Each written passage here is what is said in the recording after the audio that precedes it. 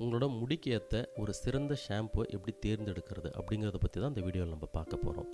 முடி அப்படிங்கிறது ஒவ்வொருத்தவங்களோட அழகிலையுமே ஒரு முக்கிய பங்கு வகிக்குது அப்படிங்கிறத யாராலையும் மறுக்க முடியாது. ஆனால் சரியான ஷாம்புவை தேர்ந்தெடுக்கிறது பலருக்கு ரொம்ப சவாலாக இருக்கலாம். இங்கே உங்களுக்கு உதவுறதுக்காக சில குறிப்புகளை நான் சொல்கிறேன். முதல்ல உங்கள் முடியோட வகை என்ன அப்படிங்கிறது தெரிஞ்சுக்குவாங்க. எண்ணெய் முடி இருக்கலாம், சில பேருக்கு உலர முடி இருக்கலாம், அதாவது ட்ரை ஹேர்னு சொல்லுவாங்க. சில பேருக்கு ரெண்டும் கலந்த முடி இருக்கலாம் இல்லைங்களா. ஸோ இதை 3 வகையாக பிரிக்கலாம் உங்களோட முடியை. முதல்ல எண்ணெய் முடி. எண்ணெய் முடியாக இருந்துச்சு அப்படின்னா நீங்கள் தினமும் தலை குளிக்க வேண்டியதாக இருக்கும். அப்படி இல்லைன்னா உங்களோட முகத்தில் எண்ணெய் வழிய ஆரம்பிச்சிடும். அப்படி இருந்துச்சுன்னா உங்களுக்கு எண்ணெய் முடி இருக்குதுன்னு அர்த்தம். ரெண்டாவது வகை உலர் முடி, அதாவது ட்ரை ஹேர்னு சொல்லுவாங்க இங்கிலீஷில். அந்த மாதிரி இருக்கிறவங்க என்ன பண்ணணும் அப்படின்னா வாரத்துக்கு 2 முறையாவது தலைக்கு குளிக்கணுங்க. அப்படி இல்லைனா விட்டுட்டிங்கன்னா உங்களுக்கு முகத்தில் எண்ணெய் வழிய ஆரம்பிச்சிடும். இது ரெண்டும் கலந்த மாதிரி இருக்கும் சில பேருக்கு. அவங்க என்ன பண்ணுவாங்க அப்படின்னா வாரத்துக்கு குறைஞ்சது 3 தடையாவது தலை குளிச்சிடலாம். இதுதான் முடியோட வகைகள். அதாவது மொத்தம் 3 வகை இருக்குது. ஒன்று எண்ணெய் முடி, ரெண்டாவது உலர் முடி அதாவது ட்ரை ஹேர், மூணாவது ரெண்டும் கலந்த கலப்பு முடி வகை. இதுதான் உங்களோட முடி வகைகளில் ஒன்று. இதில் எந்த முடி உங்களோட வகை அப்படிங்கிறத முதல்ல தெரிஞ்சுக்கோங்க.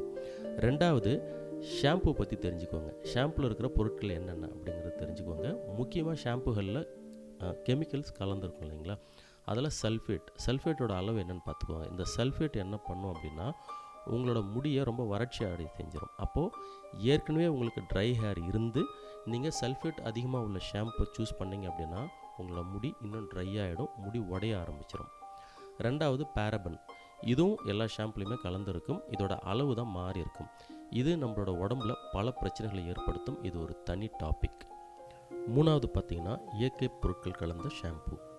இது முடிக்கு ரொம்பவே நல்லது. அதனால் நீங்கள் ஷாம்பு வாங்கும் பொழுது இந்த 3 விஷயங்களையும் பார்த்து தெரிஞ்சுக்கிறது நல்லது. முதல்ல சல்ஃபேட், ரெண்டாவது பேரபன், மூணாவது இயற்கை பொருட்கள். இயற்கை பொருட்கள் அதிகம் உள்ள நேச்சுரலி கண்டிஷன்டு ஷாம்பு வாங்கினீங்க அப்படின்னா உங்கள் முடிக்கு ரொம்பவே நல்லது. எந்த ஒரு தீங்கும் விளைவிக்காத ஷாம்பும் அது இருக்கும். அதுலேயும் கெமிக்கல் இருக்கும், ஆனால் கெமிக்கல்களோட அளவு குறைவாக தான் இருக்கும். அந்த மாதிரி ஷாம்புவாக பார்த்து வாங்கணும். ஸோ ரெண்டாவது ஸ்டெப் என்னென்னா ஷாம்பில் இருக்கிற வேதிப்பொருட்களை பற்றி தெரிஞ்சுக்கிறது.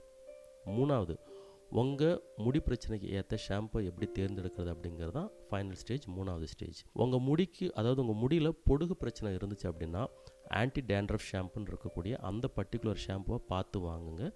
பொதுவாக எல்லா ஷாம்புலையுமே எழுதியிருப்பாங்க அந்த ஷாம்பு எதுக்கான ஷாம்பு அப்படின்னு சொல்லிட்டு. ரெண்டாவது, பல பேருக்கு முடி உதிர்வு இருக்கும்.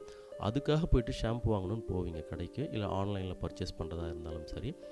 அவங்க ஆன்டி ஹேர் ஃபால் ஷாம்புன்னு சொல்லுவாங்க. அதாவது முடி வளர்ச்சியை ஊக்குவிக்கிற ஷாம்பு. அது நிறைய ஹேர் க்ரோத்தை ஸ்டிமுலேட் பண்ணி விடுற ஷாம்பு. அந்த மாதிரி ஷாம்புவாக பார்த்து வாங்கணும். இது ஒரு வகை. மூணாவது என்ன அப்படின்னா ட்ரை ஹேருக்காக ஷாம்பு வாங்குவீங்க. அந்த மாதிரி ஷாம்புகள் என்ன பண்ணும் அப்படின்னா உங்கள் முடியில், அதாவது ஸ்கேல்பில் இருக்கிற ஈரப்பதத்தை தூண்டிவிடும். அந்த மாதிரி ஷாம்பு உங்களுக்கு வேணும், அதாவது நீங்கள் அதுதான் உங்களோட பர்பஸ் அப்படின்னா அந்த மாதிரி ஷாம்பு நீங்கள் தேர்ந்தெடுக்கணும். ஸோ இப்போ 3 ஜென்ரல் கேட்டகரி பார்த்தோம் ஷாம்பில். என்னென்னா முதல்ல பொடுகு இருந்துச்சு அப்படின்னா ஆன்டி டேண்ட்ரஃப் ஷாம்பு எடுங்க.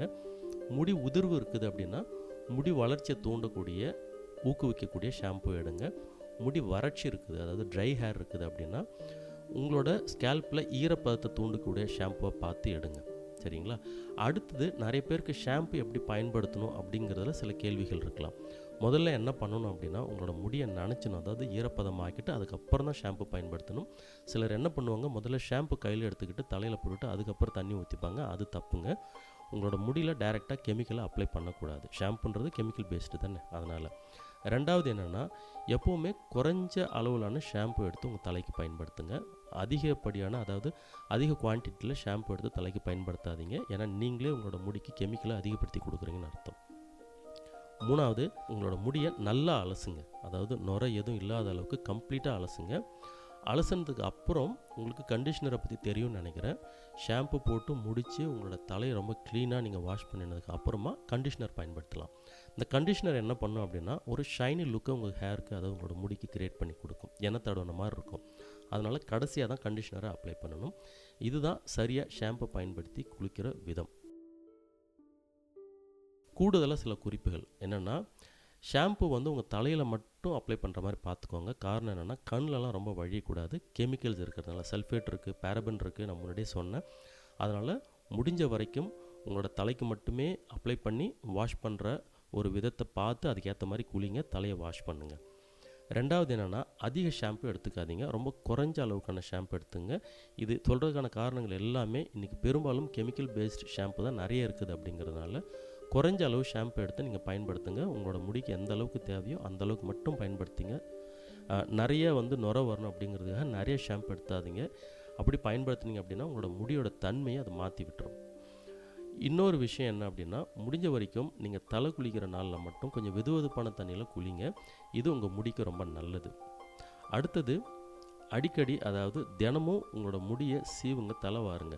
சீப்பு எந்த அளவுக்கு தலையில் படுதோ அந்த அளவுக்கு உங்கள் தலையில் ஸ்கேல்பில் பிளட் சர்க்குலேஷனை இன்க்ரீஸ் பண்ணி கொடுக்கும். அதனால் சீப்பு பயன்படுத்தி தலை சீவுற ஒரு ஹேபிட்டை வளர்த்துக்குவாங்க. கடைசியாக இன்னொரு டிப்ஸ் என்ன அப்படின்னா, ஆப்வியஸ்லி நல்ல இயற்கையான ஆரோக்கியமான உணவு உண்றது அப்படிங்கிறது முடிக்கு ரொம்ப நல்லது. உங்களோட முடி ஹெல்த், உங்களோட முடியோட ஆரோக்கியத்தை பாதுகாக்கணும் அப்படின்னா நல்ல ஆரோக்கியமான உணவை உண்ணுங்க. இந்த குறிப்புகளை பின்பற்றி உங்கள் முடிக்கேற்ற ஒரு சிறந்த ஷாம்புவை நீங்கள் தேர்ந்தெடுத்து பயன்படுங்க. உங்களுக்கு நிறையா இயற்கை பேஸ்ட், அதாவது நேச்சுரல் பேஸ்டு ஷாம்பு வேணும் அப்படின்னா கீழே லிங்க் கொடுத்துக்கிறேன், வேணால் ட்ரை பண்ணி பாருங்கள். இன்னொரு பதிவில் பார்க்கலாம். நன்றி, வணக்கம்.